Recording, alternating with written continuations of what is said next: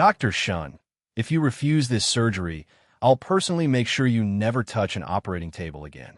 Chief Surgeon Victor Hahn stood at the end of the conference table, one hand resting on the patient file, his expression calm enough to make the threat sound like a routine administrative decision. Around him, 7 surgeons avoided my eyes.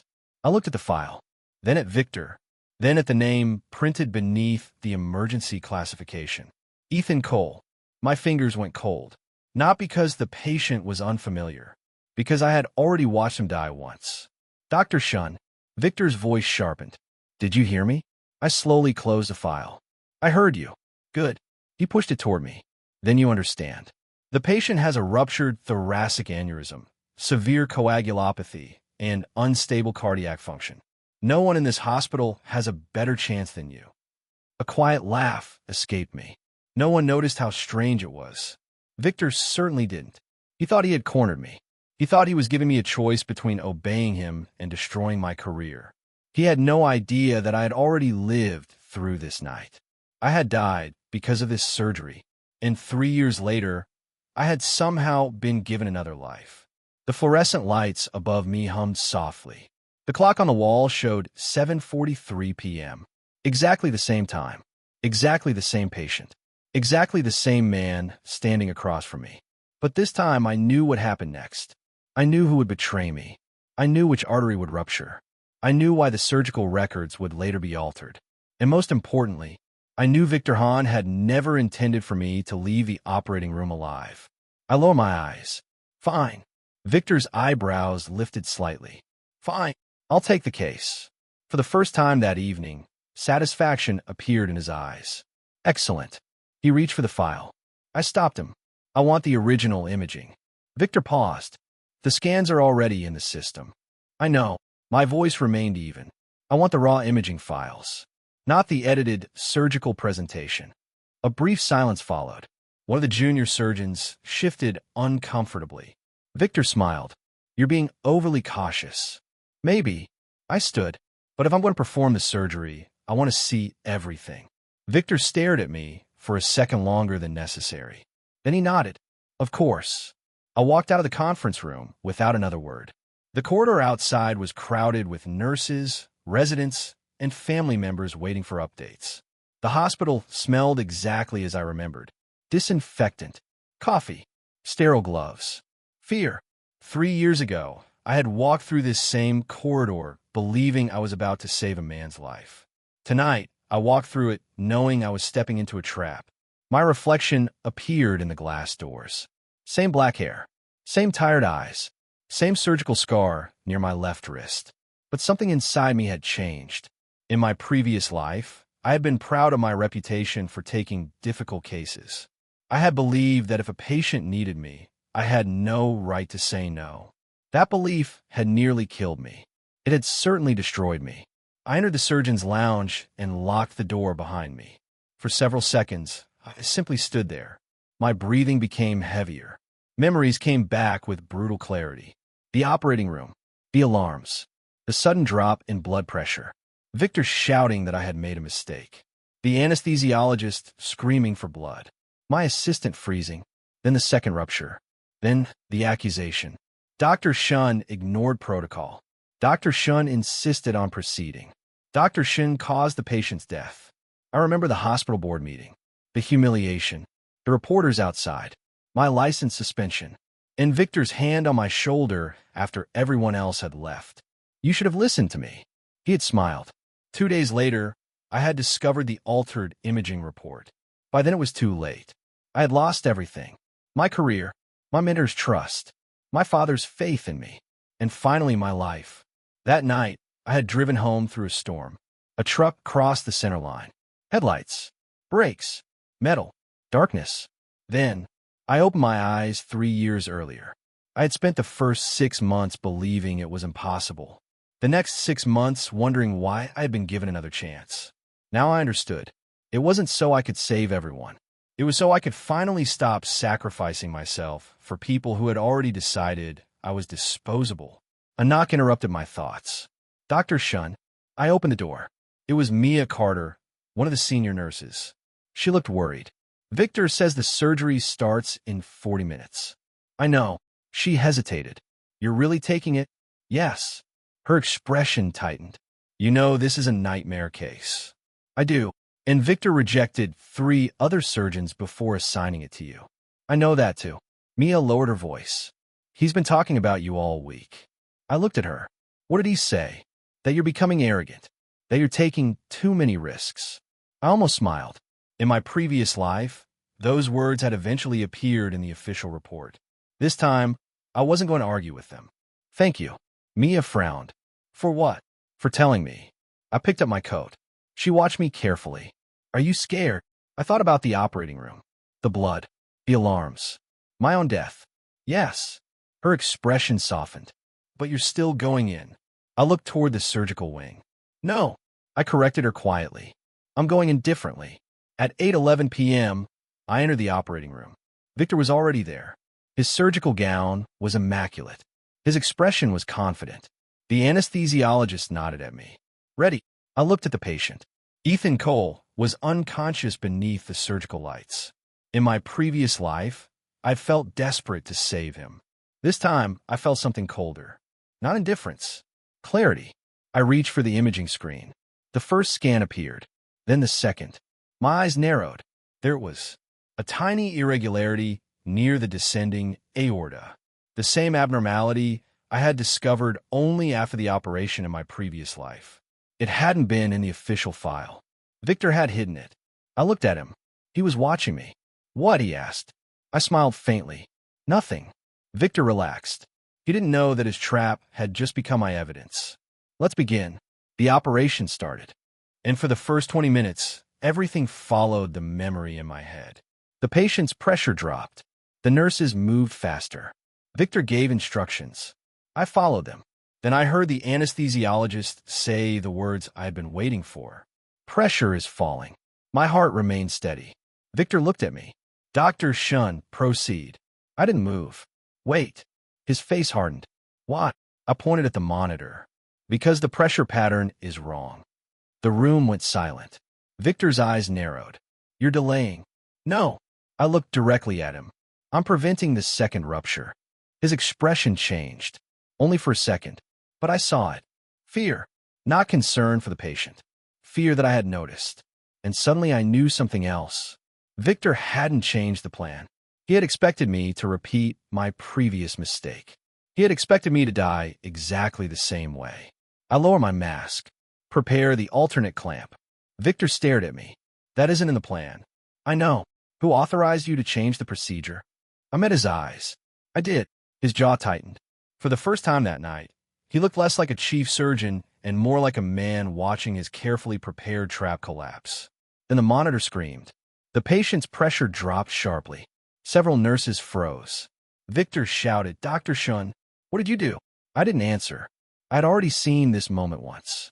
But this time, I knew what to do. Clamp. My voice cut through the panic. The scrub nurse moved instantly. Clamp. Victor stepped forward. Stop him. Nobody moved. He stared at me. You're going to rupture the vessel. No. I kept my eyes on the surgical field. You were going to. The room became unnaturally quiet. Victor's face went pale. What did you say? I didn't look at him. Retractor.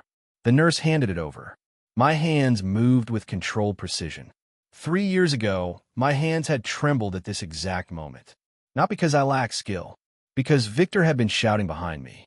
Because everyone in the room had been looking at me. Because I had trusted him. This time, there was no hesitation. I corrected the position. Adjusted the pressure. Protected the vulnerable section. The monitor began to stabilize. Pressure is coming back, the anesthesiologist said. Nobody spoke. Victor stared at the screen. His breathing became shallow. I continued. 5 minutes later, the bleeding was controlled. 10 minutes later, Ethan's condition stabilized. The operation was no longer a disaster. It was simply difficult. Exactly what it should have been. I finished the procedure at 11:26 p.m. When I stepped away from the table, sweat had soaked the collar of my gown. Victor stood motionless. He had said almost nothing during the last hour. That was unusual. In my previous life, he had dominated every moment. This time, he had watched me take control. I removed my gloves. Patient is stable. The anesthesiologist nodded. Excellent work. Victor finally spoke. Dr. Shun. I turned. You changed the operative plan without approval. I did. You could have killed him. I studied his face. And if I had followed your plan? He didn't answer. The question hung between us. A nurse looked from him to me. Another quietly lowered her eyes. Victor recovered first. This isn't over. I know. He walked away. I watched him disappear through the doors. Mia approached me a few minutes later.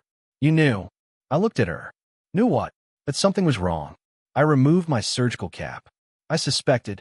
She shook her head. No. Her voice was quiet. You didn't suspect. You were waiting. I didn't respond. Because she was right. I had been waiting for the trap to reveal itself. But there was something else I had been waiting for. The moment Victor realized I wasn't the same man he had destroyed before. At 12:03 a.m., I went back to the surgeon's lounge. Instead of sleeping, I opened the hospital's internal system. I requested the raw imaging files. The system showed an access record. Victor Hahn, 6:52 p.m. My eyes narrowed. He had accessed the files before the case was assigned to me. That wasn't proof of malpractice, but it was a beginning. I downloaded the access history. Then I opened the surgical scheduling records. Victor had removed 2 senior surgeons from the emergency roster. Both had extensive experience with vascular complications. He had specifically left me as the only available surgeon. My chest tightened. This was no longer a feeling. It was a pattern. I kept digging. At 12:41 a.m., I found something that made me stop breathing. A hidden modification to the imaging archive. The raw scan had been uploaded at 4:18 p.m. The edited version had replaced it at 5:07 p.m. The account responsible belonged to Victor Hahn. I stared at the screen. In my previous life, I had discovered this too late. Tonight, I had found it before anyone knew there was anything to find. I copied everything. Not to my personal drive. Not to a USB. I sent encrypted copies to 2 independent locations outside the hospital network. Then I printed the access logs. I folded them carefully. The door opened. I turned. Victor stood there. His tie was loosened. His expression was tired, but his eyes were sharp. You're still here. So are you. He stepped inside. Tonight was impressive. I said nothing. He pulled out a chair. You know, Dr. Shun, I've always respected your hands. I leaned against the desk. That's an unusual compliment. Your technical ability is exceptional. He paused, which makes it unfortunate that you have such poor judgment. There it was. The familiar tone. The same manipulation. In my previous life, I had argued with him. Tonight, I didn't. Victor noticed.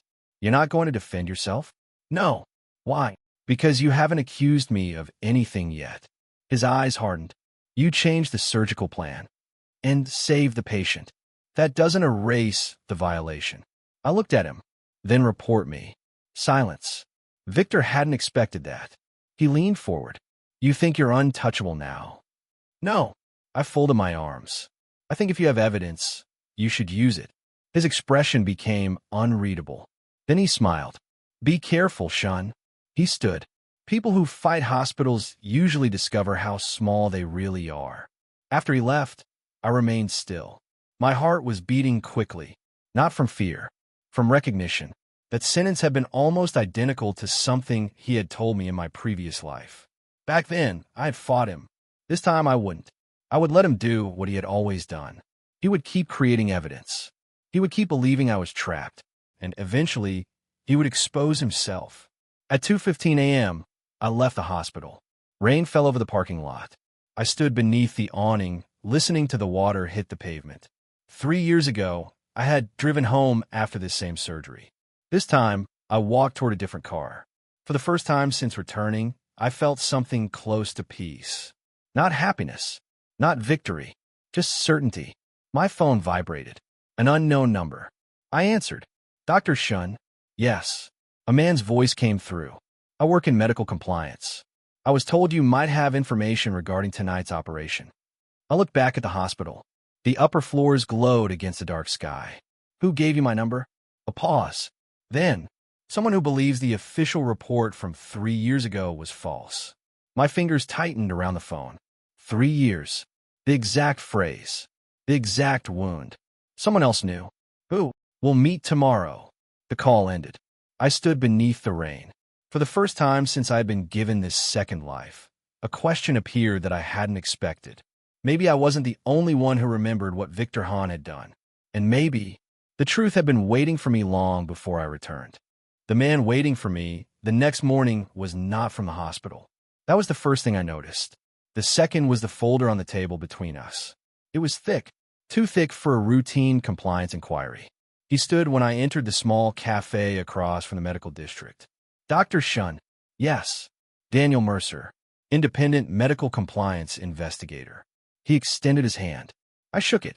His grip was firm, his expression restrained. I sat opposite him. You said someone believed the report from 3 years ago was false. Daniel placed the folder in front of me. I said someone believes it. He opened it. The first page was a copy of my old disciplinary report. My stomach tightened. I had seen those words before. Gross procedural negligence. Failure to follow supervisory instruction. Contributing cause of patient death. I stared at the page. Daniel watched me carefully. You know this report? I know every line. Then you know what was missing. I looked up. What?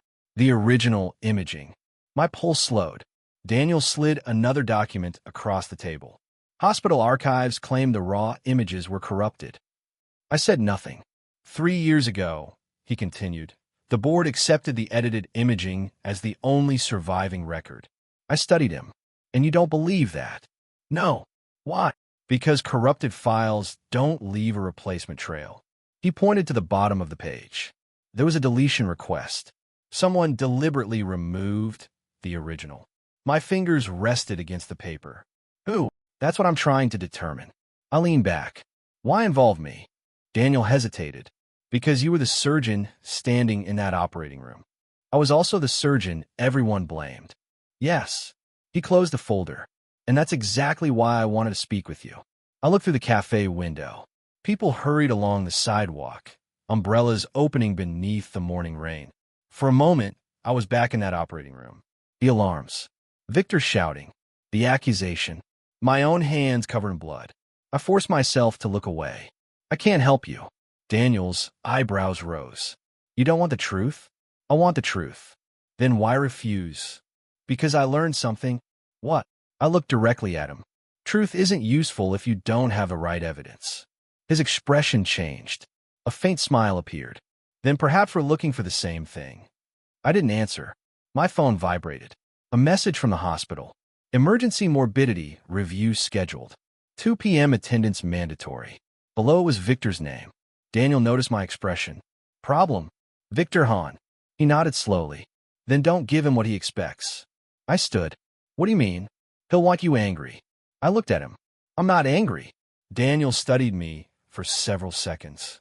No, he said quietly. You're something much more dangerous. I left without asking what he meant. At 1:52 p.m., I entered the review room. Victor was already seated at the head of the table. 7 people surrounded him. Hospital administrators, senior surgeons, a legal representative, and, at the far end, 2 reporters from the hospital's internal communications department. My eyes paused on them. Victor noticed. Dr. Shun, he said pleasantly. Sit. I sat. He opened a file. Last night's surgery was successful. No one reacted. Victor continued. However, several procedural concerns have been raised. A screen behind him lit up.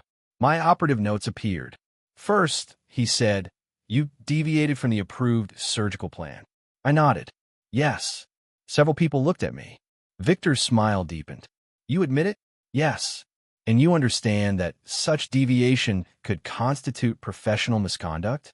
If the deviation is unjustified. He paused. Was it justified? Yes. Based on what?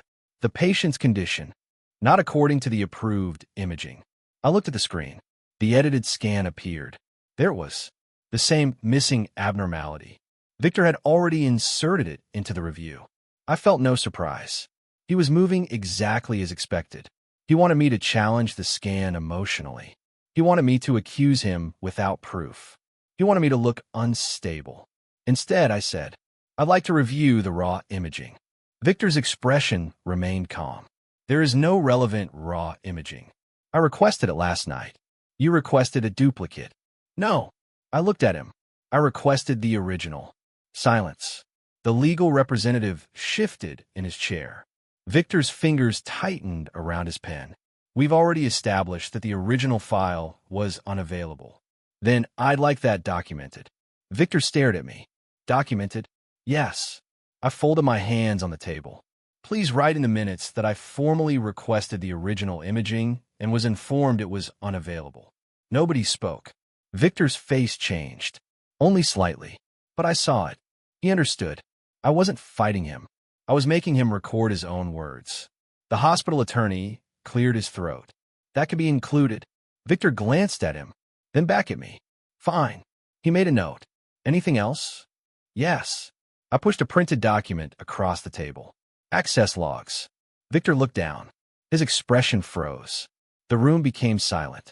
These show that you accessed the patient's raw imaging at 6:52 p.m.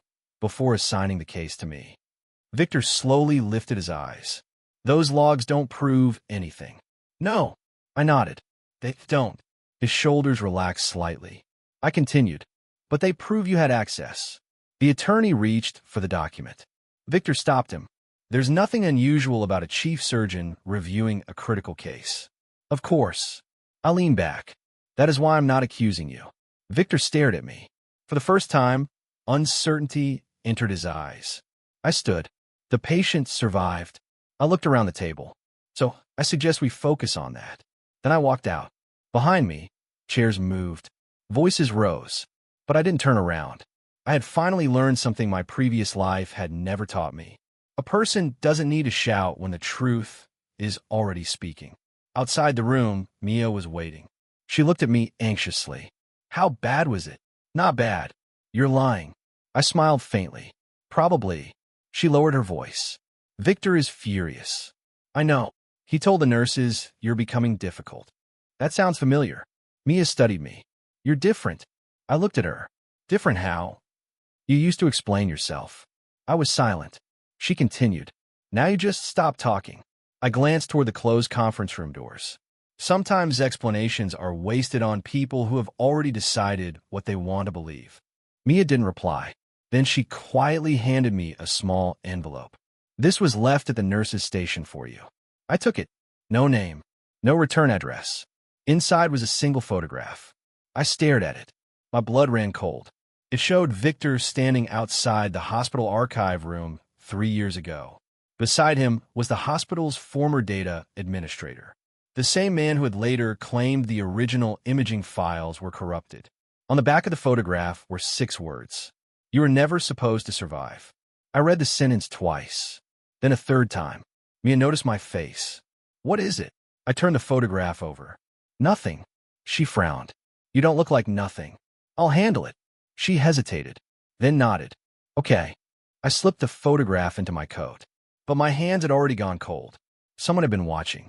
Someone knew about the old case. And someone knew that my survival had disrupted a plan. I went straight to the archive department. The room was nearly empty. An elderly records clerk looked up. Can I help you? I need the access history for the vascular archive.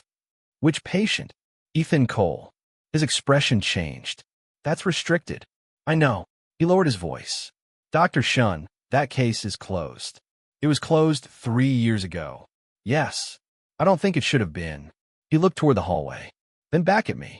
Wait here. 5 minutes later, he returned with a small terminal drive. I shouldn't be giving you this. I took it. Why are you? He swallowed. Because 3 years ago, I was told to delete something. My eyes narrowed. What?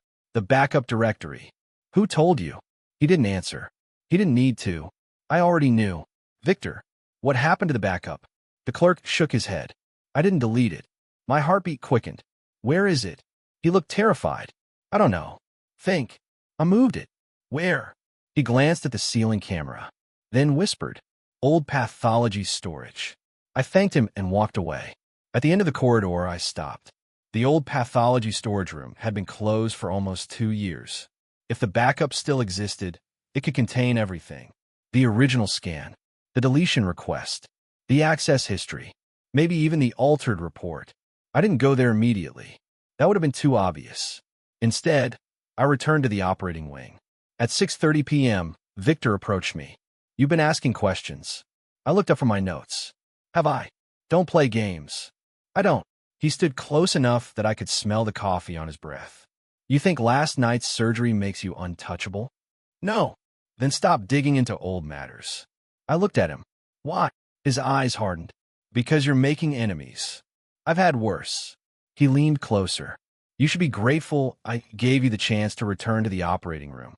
My fingers stopped moving. That sentence, that exact phrasing. 3 years ago, after my license suspension, Victor had said the same thing. "You should be grateful I gave you the chance." Back then, I had been devastated. Now, I understood what it meant. He wasn't simply trying to intimidate me. He believed he owned my career. He believed he had created my downfall once. And he intended to do it again. I closed my notebook. "Victor." "What?" "If you believe I violated hospital policy, report me." His expression darkened. "You really think you're clever?" "No." I stood. "I think you're predictable." For several seconds, neither of us moved. Then he walked away. I watched him go. My heart was pounding. Not because I was afraid. Because I had just seen something important. Victor was losing control. And men who were losing control made mistakes. At 9:17 p.m., I received another message. Pathology storage. Basement level. 11 p.m. Come alone. I stared at the screen. I should have ignored it. Instead, I went. Not because I trusted whoever sent it. Because I had already prepared. I told Mia where I was going. I sent Daniel a copy of the message. And I left my phone recording audio. At 10:58 p.m., the basement corridor was almost completely dark. The old pathology storage room smelled of dust and disinfectant. I unlocked the door. Inside were boxes stacked from floor to ceiling. I switched on a flashlight. "Where are you?" No answer. I stepped farther inside. A box near the back had a handwritten label. EC, Thor 17. Ethan Cole. I knelt. My hands trembled as I opened it. Inside was an old external storage drive. I stared at it. 3 years. 3 years of believing the truth had been destroyed. And it was sitting in my hands. A sound came from behind me. I turned. The door slammed shut. The room went dark. I heard footsteps, then a voice. "You should have left it alone." "Victor." I didn't move. His footsteps approached slowly. "You always were too stubborn." I switched on my flashlight. He stood several meters away. No surgical gown. No polished smile. Just a tired man with anger in his eyes. "You followed me," I said. "I followed the drive." I looked at it. "So that's what you're afraid of?" His jaw tightened. "You don't understand what you're dealing with." "Then explain it." "You think this is about one patient?" I remained silent. Victor laughed bitterly. "You really don't remember." The word struck me. "Remember what?" He stepped closer. "The night you died." My blood stopped. He knew. Not that I had returned. But he knew I had died. He saw my reaction. And smiled. "You finally understand." I couldn't speak. Victor continued. 3 years ago, you were supposed to take the blame. For what? For everything. He looked toward the storage drive. You were convenient. My hands tightened. And the patient? Victor's expression became cold. The patient was never the point. A terrible silence filled the room. Then he said, "The point was the research." I stared at him. "What research?" He smiled. And for the first time, I realized the case I had remembered as a simple act of malpractice had been connected to something much larger. Something that had nothing to do with one patient's death. Victor stepped closer. "Open the drive." I looked at him. "No." His expression changed. "You don't have a choice." I held the drive against my chest. "You're right." I pressed a button on my phone. The recording indicator was still blinking. "But neither do you." Victor froze. I smiled for the first time that night. "Because someone else has already heard everything you just said." His face drained of color. Victor did not move. For 3 seconds, the only sound in the basement was the faint electrical hum from the ceiling. Then his eyes dropped to my phone. "You're bluffing." "No." I held his gaze. "You just admitted that I was supposed to take the blame." His face hardened. "You think an audio recording is enough to destroy me?" "I don't know." I slipped the storage drive into my coat. "But I don't need to destroy you." Victor laughed. "You still don't understand." He stepped toward me. The hospital protects its own. Then why are you afraid? His expression went still. That was my answer. He was afraid. Not of me. Of what was inside the drive. Victor reached for the door. Give me that. I didn't move. Why? Because you don't know what you're carrying. Then tell me. He looked at me for a long moment. You're making the same mistake again. I frowned. What mistake? Thinking this is about you. Then he opened the door and walked out. I remained in the storage room. My heartbeat was loud enough to hear. I took out my phone. The recording was intact. But I wasn't satisfied. Victor's words had confirmed something important. The Ethan Cole case had not been an isolated act of malpractice. There had been research. I needed to know what kind. At 11:37 p.m., I returned to my apartment. I didn't sleep. I connected the storage drive to an old laptop that had never been connected to the hospital network. The folder opened. Hundreds of files appeared. Patient data, surgical measurements, blood samples, post-operative reports. My eyes moved rapidly across the screen. Then I saw the project name. Project Helix. I clicked it. A spreadsheet opened. Patient numbers, dates, genetic markers, experimental treatment responses. My stomach tightened. This wasn't ordinary clinical research. Some of these patients had never consented to experimental procedures. I opened another file. The principal investigator was listed at the top. Victor Hahn, MD. Underneath him were two additional names. One was the hospital's former medical director. The other made me stop. Dr. Adrian Shun. My father. I stared at the screen. For several seconds, I couldn't breathe. My father had died 2 years before my previous life ended.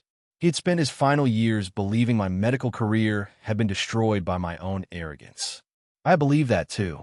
But his name was here. Project Helix. My hand trembled as I opened the next document. It was dated 12 years earlier. The first line read, Initial Vascular Response Study, S, Family Cohort. I leaned back. S, Family. My family. I kept reading. The research involved a rare hereditary vascular condition. My father's condition. My mother's. Mine. The room seemed to tilt. I had always believed my father died from a sudden cardiac event. But the document contained a different explanation. His medical history had been used as the foundation for a private research program. And Victor had been involved from the beginning. I closed my eyes. My father had once told me, medicine is not about proving that you're the smartest person in the room. I had laughed. He had smiled. It is about knowing which lies you are responsible for. Now his words felt different. Maybe he had known. Maybe he had tried to warn me. A notification appeared. New encrypted message. Daniel, I found something. Don't access the Helix files through the hospital. I stared at the message. Then another arrived. Someone has been monitoring your account. I immediately disconnected the laptop from the internet. Too late. The screen flickered. A file appeared that I hadn't opened. Read me. I clicked it. One sentence appeared. Your father knew why they chose you. My breathing stopped. I sat there until the screen blurred. Then my phone rang. Daniel. I answered. Where are you? At home. Are you alone? Yes. Lock the door. I stood immediately. Why? I've been looking into Victor's financial records. And there are payments going to a private research company. What company? Helix Medical Research. I looked at the laptop. What did you find?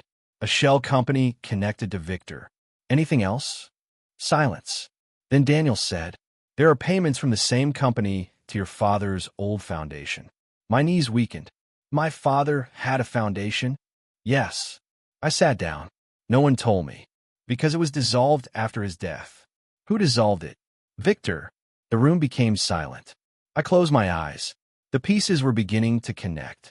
Victor hadn't simply destroyed my career. He had controlled information about my family. He had buried research. He had manipulated medical records. And 3 years ago, when I discovered the altered imaging, he had needed someone to blame. Me. Daniel. Yes. Do you know what happened to my father? I've been trying to find out. No. My voice became quiet. I think I know where to start. The next morning, I went to my father's old house. It had been sold after his death, but the storage unit remained under my name. I hadn't opened it in years. The manager led me to a narrow room at the back. Dust covered everything. Old books, medical journals, Photographs. My father's handwriting appeared everywhere. I opened a wooden drawer. Inside was a sealed envelope. My name was written across it. Elias.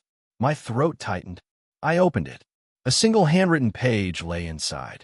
If you were reading this, then I was unable to tell you everything. I stopped. My hands began shaking. There are people in medicine who stopped seeing patients as human beings. They see data, results, opportunities. I swallowed. Victor Hahn is one of them. My eyes moved down the page. If he ever asks you to take responsibility for something you did not do not fight him publicly. I froze. The advice was exactly what I had been doing. Let him speak. Let him create records. Let him become confident. People reveal themselves when they believe they have already won. I lowered the letter. My father had known. Not everything, but enough. At the bottom was one final sentence. And if you ever get another chance to choose yourself. I sat on the dusty floor. For the first time since returning to this life, tears filled my eyes. I had spent years believing I had failed my father. Maybe I hadn't. Maybe I had simply misunderstood his silence. A sound came from outside the storage room. I immediately stood. Someone was walking down the corridor. Slowly, I folded the letter and put it inside my coat. The footsteps stopped outside. A knock sounded. Elias. I froze. That voice. I hadn't heard it in years. My father's former research assistant, Dr. Laura Bennett. I opened the door. Laura stood outside with a gray coat pulled tightly around her. She looked older than I remembered. Her eyes moved over my face. Then she whispered, "You look exactly like him." I stepped aside. "Come in." She entered. Her gaze fell on the storage boxes. "You found the letter. How did you know?" "Because I helped your father write it." I stared at her. "You knew." "I knew some of it. Why didn't you tell me?" Her eyes lowered. "Because Victor threatened everyone who worked on the project." "Did he threaten my father?" Laura hesitated. "Worse." I felt my chest tighten. "What did he do?" "He convinced your father that the research could save people with your family's condition." I frowned. "And at first, your father believed him." She walked toward the boxes. "Then he discovered what Victor was really doing." "What?" "Victor wasn't only studying the disease." Laura looked at me.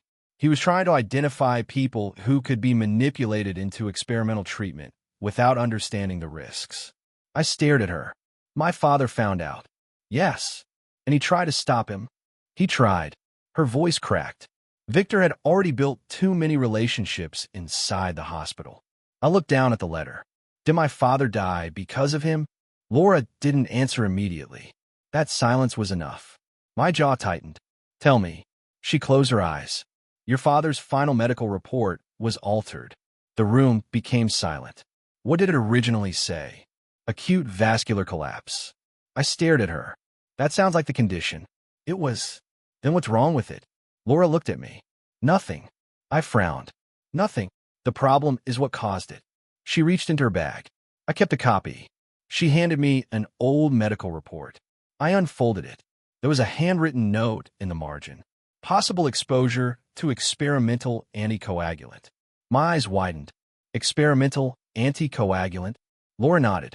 Your father had been testing a treatment developed under Helix. On himself. He believed it was safe. And it wasn't. No. I stared at the document. Why wasn't this in his official report? Because Victor removed it. I closed my eyes. A strange calm settled over me. The pieces finally made sense.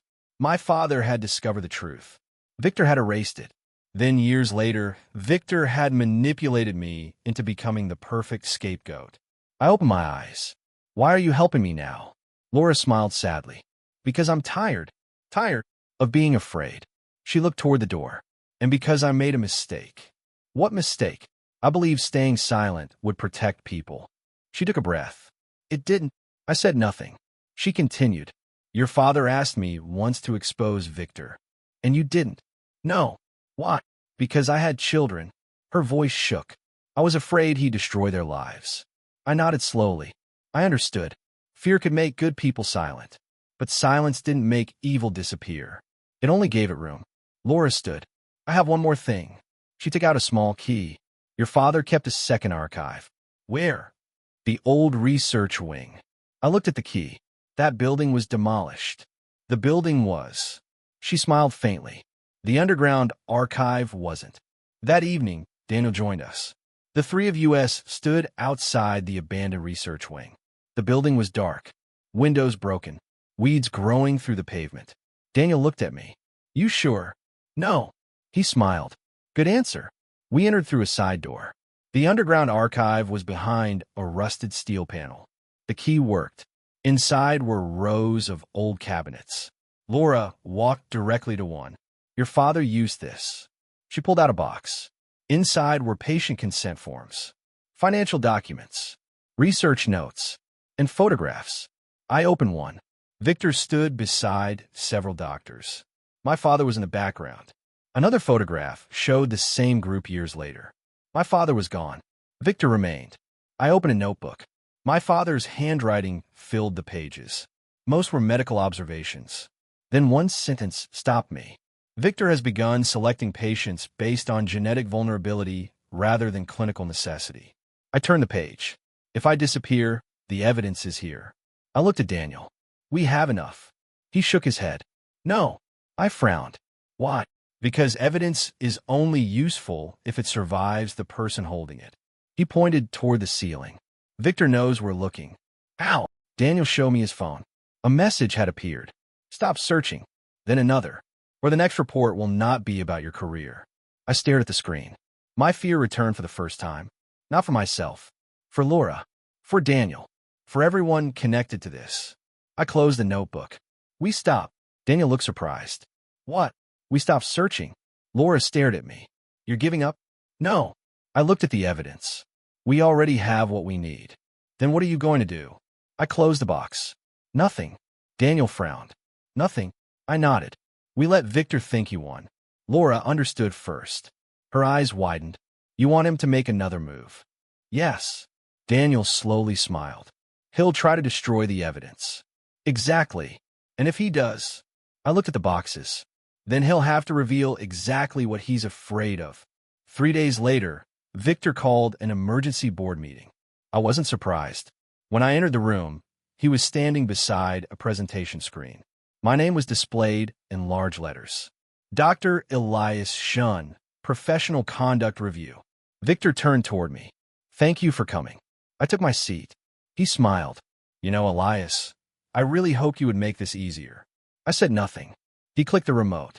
A document appeared. It was an accusation that I had deliberately altered the surgical plan during Ethan Cole's operation. The room filled with murmurs. Victor looked at me. Do you have anything to say? I leaned back. No. His smile widened. He thought I was cornered. He didn't know that I had already made my decision. I wasn't going to defend myself. Not yet. I was going to let him finish. I was going to let him show everyone exactly how far he was willing to go. And somewhere beneath the hospital, the evidence he believed had been destroyed was waiting. Victor clicked to the next slide. A timeline appeared.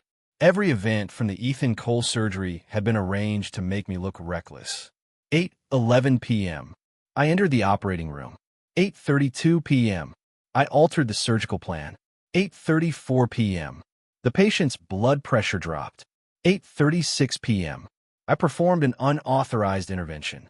Victor had even highlighted the words unauthorized intervention in red. He turned toward the board. This isn't about personal conflict, he said. It's about patient safety. I almost laughed. Instead, I folded my hands.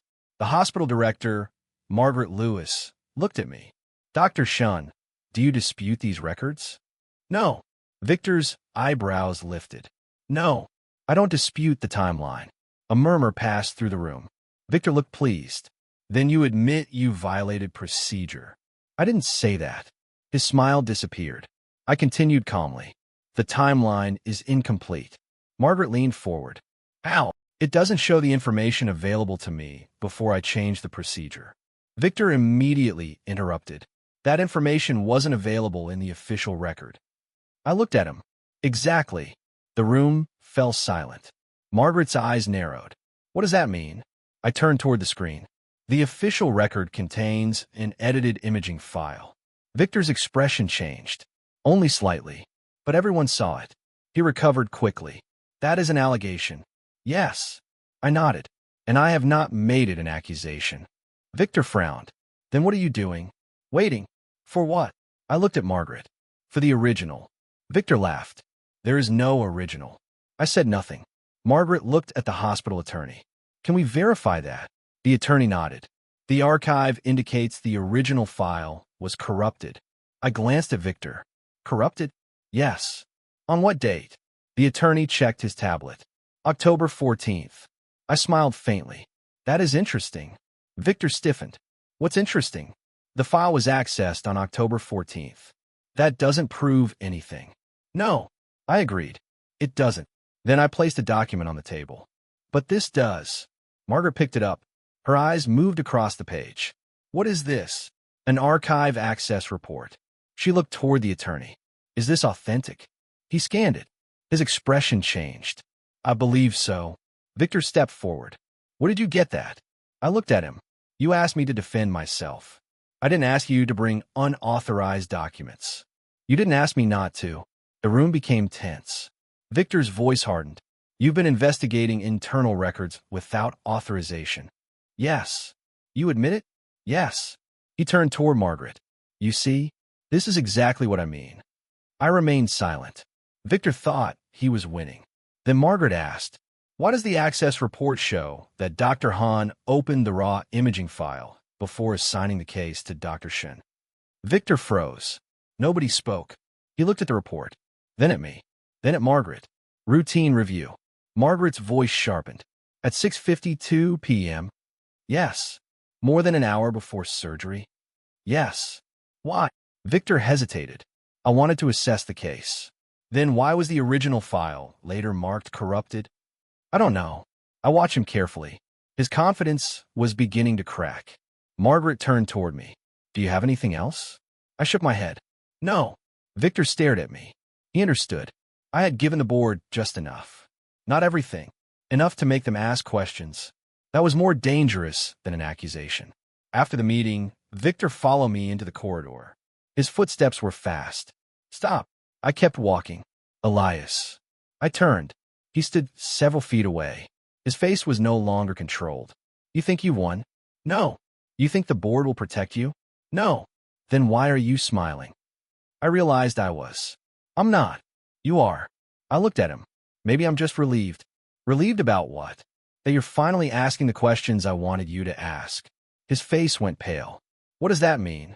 I stepped closer. You'll find out. Then I walked away. That night, Margaret called me. Come to my office. I arrived at 9:10 p.m. She closed the door. I've known Victor for 15 years. I know. He's difficult. He's worse than difficult. Margaret looked tired. I've suspected irregularities for years. I said nothing. But suspicion isn't enough. No. Do you have proof? I looked at her. Yes. Her eyes sharpened. Why didn't you show it today? Because Victor is not the only person involved. She stared at me. What do you mean? Someone inside the hospital has been helping him. Margaret's face hardened. Who? I don't know yet. Then what do you want?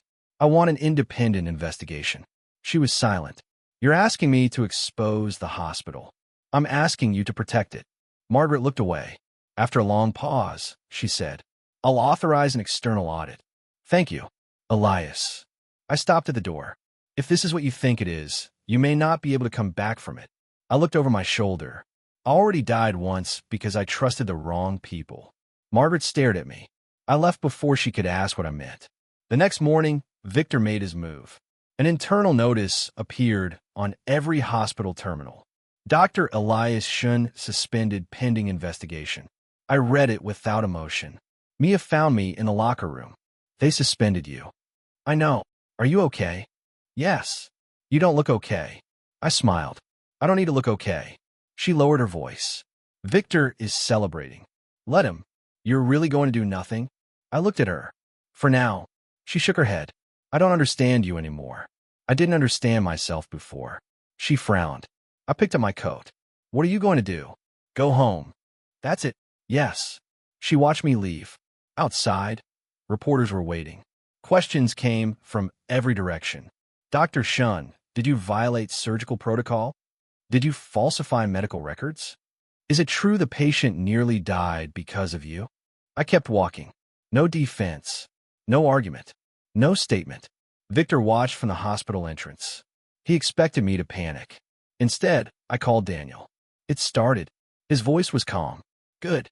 I'm suspended. I know. What about the evidence? Safe. I look back at the hospital. Then we wait. For what? I watched Victor turn away from the reporters. For him to become careless. 3 days passed. Victor became more confident with every hour. His allies began speaking to the press. Anonymous statements appeared online. Senior surgeon under investigation for reckless conduct. Hospital sources questioned Dr. Shun's judgment. Patient safety concerns ignored by ambitious surgeon. I read none of them twice. My suspension gave me something I had never possessed in my previous life. Distance. I could finally watch. And from a distance, patterns became obvious. Victor stopped being cautious. He started deleting files. Daniel sent me screenshots of system activity. 3 archive folders accessed last night. By whom? Victor. Which folders? Ethan Cole. Project Helix. Your father's research. I smiled. He's cleaning. Yes. Let him. Daniel paused. You're sure? Yes. Because my father had been right. People revealed themselves when they believed they had already won. On the 4th night, Victor accessed the hidden archive. Daniel's system had recorded every movement. At 1:14 a.m., someone entered the old pathology storage room. At 1:19, the external drive containing Project Helix was removed. At 1:23, the archive camera went offline. At 1:27, a second person entered. We didn't know who. Then the hospital system captured a badge number. Dr. Victor Hahn. And beneath it, Margaret Lewis. I stared at the screen. Daniel looked at me. That's strange. Very. Why would the director be there? I didn't answer. The next morning, Margaret called. Come to the hospital. I can't. I'm suspended. Then come through the side entrance. I arrived an hour later. Margaret was waiting in a private office. She looked exhausted. I know what you're thinking. I don't know what to think. Good. She closed the blinds. I went to the archive last night. Why? To see whether Victor was deleting evidence. And he was. Did you stop him? No. I looked at her. Why? Because I wanted him to believe I was helping him. I understood. You were recording him. She nodded. Everything. I sat down. Margaret opened a drawer. Inside was a recorder. He spoke for 23 minutes. What did he say? That the Helix project was never supposed to become public. My expression tightened. What else? He admitted altering your father's records. I went completely still. Did he say why? He said your father became a liability. My hands curled into fists. Margaret watched me. There's more. She placed another document on the desk. A payment ledger. Victor wasn't acting alone. I scanned the names. Hospital executives. Private investors. Research companies. Then I saw one name. James Cole. I looked up. Ethan Cole's father? Yes. That doesn't make sense. Margaret nodded. That's what I thought. James Cole had been the grieving father in my previous life. He had stood outside the operating room. He had screamed at me. He had called me a murderer. And now his name was on a payment ledger connected to Helix. Margaret spoke quietly. He was paying Victor. My chest tightened. For what? We don't know yet. I remembered Ethan lying unconscious beneath the surgical lights. Maybe the surgery had never been the real story. Maybe the patient had been selected long before he entered that operating room. I stood. I need to meet James Cole. Margaret nodded. He requested a meeting with you. When? Tonight.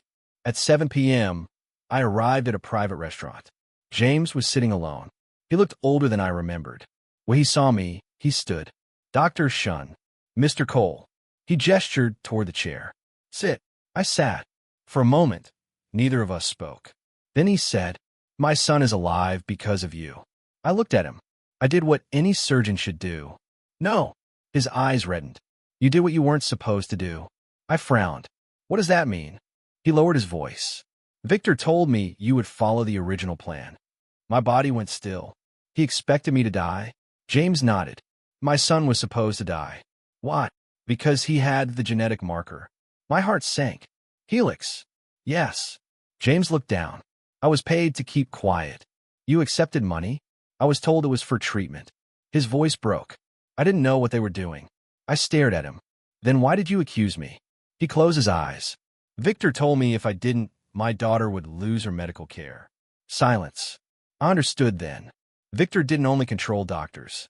He controlled families. He controlled fear. James wiped his face. I hated you. I know. I believed you killed my son. I know. He looked at me. I'm sorry. I shook my head. Don't apologize to me. He looked confused. Then who? Your son. James lowered his head. For several seconds, he couldn't speak. Then he placed a small envelope on the table. This came from Victor. I opened it. Inside was a copy of contract. The final page contained a signature. Victor Hahn. And underneath it, termination of Project Helix. Subject EC. My eyes narrowed. The date was the night of Ethan's surgery. The document had been prepared before the operation. Victor had already planned the patient's death. I slowly placed it on the table. James whispered, "Can you stop?" I looked at the signature. Yes. He stared at me. Ow! I folded the document. I won't. James looked shocked. What? I won't stop him. I stood. I'll let him finish. Because now I understood the final piece. Victor wasn't simply trying to destroy my career. He was trying to erase Project Helix. And every time he moved against me, he was leaving another trail. I walked out of the restaurant. My phone rang. Daniel. Elias. Yes. We have a problem. What? The external auditor arrived. And someone leaked the entire investigation file. My footsteps stopped. Where? To every major medical regulator in the country. I looked at the city lights. Who leaked it? Daniel was silent. Then, your name is attached. I closed my eyes. Victor had made his final mistake. He had tried to destroy me publicly. Instead, he had just made the entire country look at what he wanted hidden. And this time, I was ready to let everyone watch. By sunrise, the hospital gates were surrounded by cameras. News vans lined the street. Reporters stood beneath umbrellas, shouting questions at anyone who walked through the entrance. Project Helix investigation expands. Hospital executives questioned. Surgeon suspension connected to secret research program. I watched the headlines from my apartment. My name appeared in nearly every article. But for once, it wasn't beside the word negligence. It was beside whistleblower. I didn't feel victorious. I felt tired. My phone rang. Daniel, the regulator wants to meet you. When? Today. Who else? Victor. I closed my eyes. Of course. There will be investigators, hospital representatives, and legal counsel. Good. Daniel hesitated. Elias. Yes. You don't have to do this alone. I looked toward the kitchen. For years, I had believed strength meant carrying everything myself. My father had taught me responsibility. But somewhere along the way, I had confused responsibility with isolation. I know, I said. At noon, I entered the regulatory hearing room. Victor was already there. He looked different. His suit was wrinkled. His hair was uncombed. The confidence that had once seemed permanent was gone. He looked at me. I took the seat across from him. He whispered, "You did this." I looked at him. No. His eyes narrowed. You leaked the files. No. Then who? I shrugged. You should ask the person who had access. His jaw tightened. The hearing began. The lead investigator placed a recorder on the table. Dr. Hahn, we have evidence suggesting Project Helix involved unauthorized experimental treatment and manipulation of patient records. Victor leaned forward. I deny that. The investigator continued. We also have financial records linking you to private research companies. I received legitimate research funding and payments to your personal accounts. Victor's face hardened. Consulting fees. From a company that received hospital contracts? Yes. The investigator looked at me. Dr. Shun, when did you first become aware of Project Helix? I answered honestly. After my father's death. Did you participate? No. Did you ever knowingly perform experimental treatment on Ethan Cole? No. Then why did you alter the surgical plan? Because the official imaging omitted a life-threatening abnormality. The investigator turned toward Victor. Did you know about that abnormality? Victor remained silent. Dr. Hahn, I reviewed the case. Did you? Yes. Then why was it missing from the official imaging? I don't know. I placed my hands on the table. You don't have to answer. Everyone looked at me. I continued. The archive can answer. The investigator nodded. Show us. A technician connected a drive. The screen displayed the original imaging. Then, the edited version. Side by side. The missing abnormality was obvious. A murmur passed through the room. Victor stared at the screen. The investigator turned to him. Who altered this file? Victor shook his head. I don't know. Another file appeared. Access log. Victor's account. 6:52 p.m. Then the deletion request. Victor's account. 7:07 p.m. Then another record. Emergency surgical assignment. Dr. Elias Shun. Victor's face went pale. This is being manipulated. No, I said quietly. This is what you left behind. He looked at me. His eyes held something I had never seen before. Fear. Not anger. Not arrogance. Fear. The investigator asked. Dr. Hahn, do you deny accessing the file? I reviewed it. Do you deny deleting the original? I didn't delete anything. Then who did? I don't know. A voice came from the back of the room. I do. Everyone turned. Laura Bennett stepped forward. Victor's face collapsed. You. Laura walked to the table. I worked under Dr. Hahn for 11 years. Her hands trembled. But I kept copies. Victor stood abruptly. This is absurd. Security approached him. He stopped. The investigator looked at Laura. What do you have? She placed a folder on the table. Original research notes. Then another. Financial records. Then another. Patient consent forms. Finally, she placed down a small recorder. And his confession. Victor stared at her. You promised. Laura looked at him. I promised to protect my children. Her voice was quiet. I never promised to protect you. The recording began. Victor's voice filled the room. The patient was never the point. Then, you were supposed to take the blame. The room became silent. Victor's shoulders dropped. I listened without satisfaction. I had imagined this moment many times in my previous life. I had imagined shouting, anger, revenge. But now, sitting across from him, I felt only exhaustion. The investigator stopped the recording. Dr. Hahn, you are being placed under immediate investigation for medical fraud, falsification of records, unauthorized experimentation, and obstruction. Victor looked at me. Elias. I met his eyes. You know, I never wanted this. I almost laughed. Neither did I. He shook his head. You don't understand. I understand enough. You think this ends with me? No. His expression changed. I continued. It ends with everyone who participated. He looked toward the door. For the first time, Victor Hahn had nowhere to go. The investigation lasted 6 months. 6 months of hearings, audits, interviews, medical reviews. Families came forward. Some were angry. Some were confused.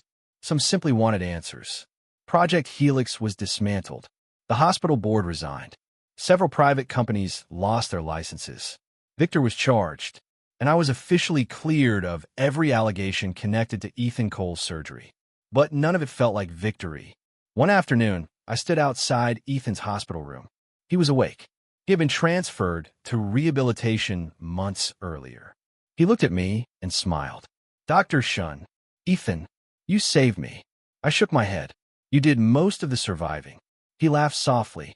My father told me everything. I sat beside his bed. How are you feeling? Angry. I nodded. That makes sense. He said he believed I was going to die. He was afraid. So was I. I looked at him. Fear doesn't make people weak. He smiled. You sound like my father. I smiled back. He would probably argue with me about that. For a while, we sat in silence. Then Ethan asked, Are you going back to surgery? I looked through the window. The afternoon sunlight touched the hospital courtyard. I don't know. You're a good surgeon. That isn't the same as being happy. He nodded. I understand. I stood. Rest. As I left the room, I realized something. For the first time, I wasn't measuring my worth by whether someone needed me in an operating room. That was new and frightening, but also peaceful. A week later, I resigned from the hospital. Margaret met me outside her office. You don't have to leave. I know. You could become department chief. I smiled. That's exactly why I should leave. She laughed quietly. You really don't want the title? I spent one lifetime chasing it. She looked at me. One lifetime. I paused, then smiled. Figure of speech. Margaret nodded. She handed me an envelope. Your father's research foundation. I looked at it. What about it? It was never legally dissolved. My eyes widened. What? Victor filed the paperwork incorrectly. I laughed. Even after everything, Victor had managed to leave one final mistake behind. Margaret continued. The foundation still owns several research grants. I looked at the envelope. What do you want me to do with them? Whatever your father wanted. That evening, I opened the foundation documents. There was a handwritten mission statement. Research should make patients safer, not make patients useful. I read it twice. Then I smiled. I knew what I wanted. 3 months later, I opened a small independent surgical research center. No giant marble entrance. No impressive executive floor. Just laboratories, training rooms, a patient education center, and a rule posted on every operating room door. No patient becomes data until they become a person first. Mia joined me. Daniel helped establish the compliance department. Laura became our ethics advisor. None of us talked much about Victor anymore. We didn't need to. His name had become a warning rather than a threat. One evening, Mia found me in the empty training room. You're still here. So are you. She smiled. I brought coffee. I accepted the cup. Thank you. She sat beside me. You seem different. I looked at her. Again. Yes. Wow. You're not always looking over your shoulder. I thought about it. She was right. For years, I had lived as though danger were always coming. Now, for the first time, I could sit in silence without expecting an alarm. I think I'm finally tired of being afraid. Mia smiled. Good. We sat quietly. Outside, the city lights flickered. My phone vibrated. A message from Daniel. Victor's final hearing is tomorrow. I looked at the screen, then locked my phone. Mia noticed. You aren't going? No. Why? Because it's no longer my story. She smiled. That's probably the healthiest thing you've said all year. I laughed. Maybe she was right. I had spent my previous life believing closure required seeing the person who hurt me fall. Now I understood something different. Closure wasn't watching someone lose everything. It was realizing you no longer needed anything from them. That night, I walked through the research center alone. The lights were dim. The operating rooms were empty. No alarms. No shouting. No accusations. Just silence. I placed my hand against the glass door of the first operating room. 3 years ago, I had died believing my career was my entire life. When I returned, I thought my purpose was revenge. I had been wrong twice. My life wasn't about proving Victor wrong. It wasn't even about proving myself right. It was about becoming someone who could walk into a difficult room and still choose what was right. I turned off the lights. Then I left. Behind me, the research center remained quiet. Ahead of me was a city I had once believed I had lost forever. This time, I wasn't returning to the past. I was finally walking toward my own future. The final hearing began at 9 in the morning. I had no intention of attending. Then, at 8:17, a message arrived from Laura. You should come. Not for Victor. For your father. I stared at the screen for a long time. Then I put on my coat. The courthouse was crowded when I arrived. Reporters filled the entrance. Former hospital employees stood in small groups. Families who had once been connected to Project Helix waited quietly in the hallway. I kept my head down. A reporter recognized me. Dr. Shun, are you here to testify? No. Do you want Victor Hahn punished? I stopped. The old version of me would have answered immediately. The new version thought about it. I want the truth recorded correctly. Then I walked inside. Victor was brought into the courtroom 10 minutes later. He looked thinner, older.